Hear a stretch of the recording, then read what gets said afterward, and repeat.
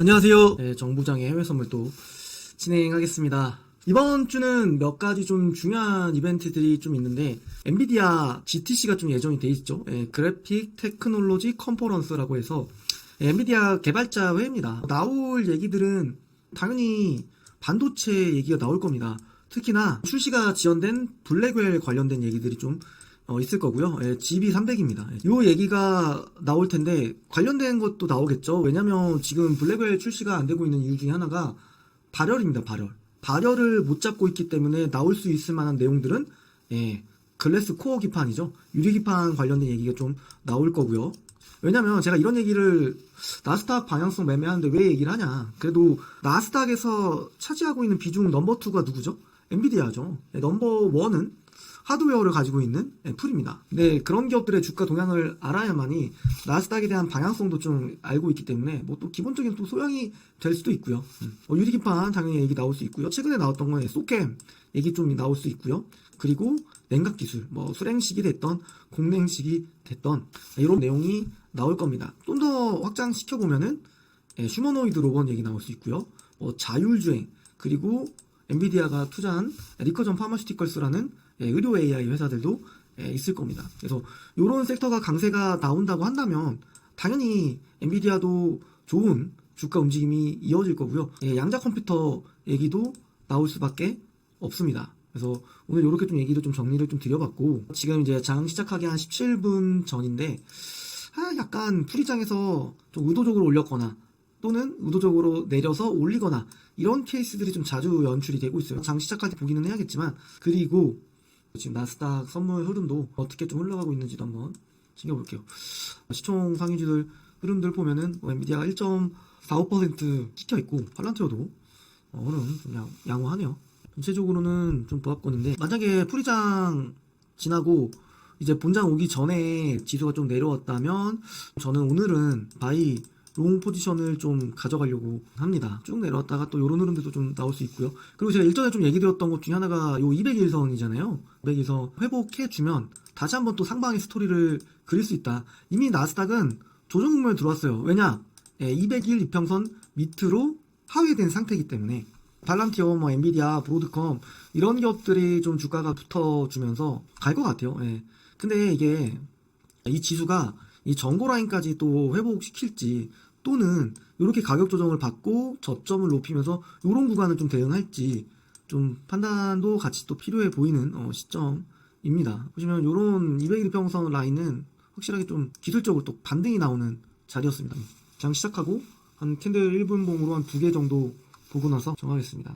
저는 제가 보는 거는 1봉으로는 보시면 이 장기평선을 이탈하는 이 윤봉 캔들의 한 중심가 라인까지는 올라와야지는 좀 확실한 상방이라고 좀 보는 거고, 그게 현재까지는 좀 아니기 때문에 우리는 조금 배트를 계속적으로 좀 짧게 잡자, 길게 잡지는 말자. 리스크 관리도 좀 필요한 국면이다.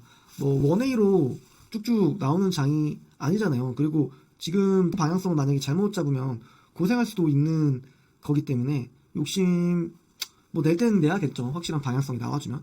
아직까지는 그런 구간은 아닌 것 같아요. 그리고 뭐 요것도 좀 중요한 내용 같아서, 글로벌 국가들 올해 GDP 전망치예요. 보시면 세계적으로는 조금 떨어지죠. 일본도, 독일도, 그리고 뭐 영국도, 인도도 뭐 전체적으로 다 하향 조정되는데 중국만이 유일하게. 근데 이게 왜냐면 중국만 그동안 경제 성장률이 좋지 못했거든요. 아무래도 전체적으로 내려가는 거는 이거겠죠. 트럼프 형님께서 이 관세 카드를 만지작거릴 때마다 세계적인 무역은 오류가 생길 수밖에 없고요. 그러다 보니까 전 세계적으로도 이게 0.2% 정도 내려간 거잖아요. 근데 글로벌 경제 성장률이기 때문에 엄청난 거라고 보시면 될 것 같아요. 특히 뭐 캐나다 같은 경우는 많이 내려갔네요. 멕시코는 아예 마이너스까지 내려가요. 인접국이죠. 위아래로 이렇게 붙어있으니까. 캐나다, 멕시코. 그래서 특히나 좀 타격을 많이 받네요. 물론 요거는 이제 관세가 실질적으로 행해지게 되면은 나올 수 있는 얘기들이기 때문에 과정을 봐야 되겠습니다. 우선 시장이 전체적으로는 요런 또 N자 패턴으로 내려왔습니다. 그리고 장기평선까지 좀 내려왔는데, 요거를 만약에 이탈한다 요러면 좀 하방으로 베팅을 좀 하는 거고, 보시면 이게 오늘 요런 흐름이었다가 본장이 다가오면서 요런 흐름이에요. 그러니까 고점과 고점을 연결한 선이 지속적으로 하회하고 있다라는 건 이거를 지금 추세를 돌려서 올리겠다? 이 부분은 뭐 쉽지는 않을 것 같아요. 예. 요걸 이제 좀 우리가 나스닥을 일봉으로 좀 보면 그래도 한 최근 요 라인 박스에서 계속 움직이고 있잖아요. 근데 최근에 흐름도 좋았고 그리고 요 일봉 캔들을 좀 확대해서 우리가 보면 윗꼬리가 계속 달려요. 예, 윗꼬리가. 그러다 보니까 가고 싶으면 좀 돌리고 가고 싶으면 조금 위에서 던지고 하니까 시장도 완벽하게 지수가 회복했다라는 개념은 아닌 것 같아요. 정말 중요한 라인은 이런 거죠. 저는 약간 꼬리보다는 몸통을 위주로 많이 봅니다. 이게 보시면 요때죠, 요때. 예. 음봉 캔들의 종가, 그 다음날 만들어진 금요일날의 시가, 요 자리는 완벽하게 지지를 해줘야 되는 라인이에요. 만약 이거 이탈한다? 그럼 언더슈팅 한번 나오는 거 먹으러 가는 거고, 한시간봉으로도 좀 잠깐 보면 지난번에 만들어졌던 요 고점 라인, 근데 요때도 저항자리고 요때도 저항자리고 요때도 저항자리였습니다. 다 저항자리에요.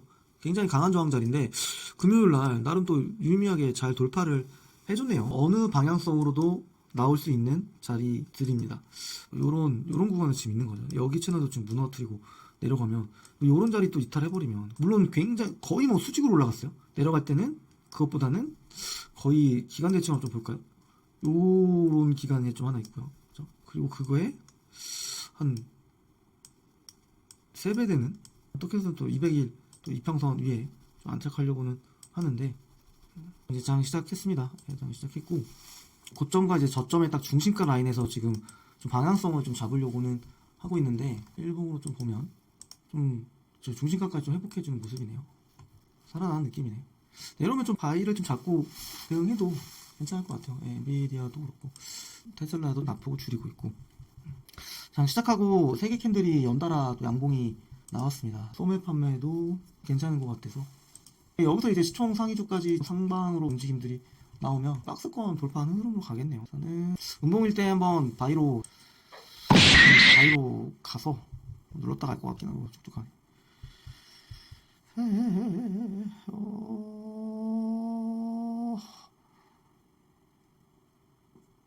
안돼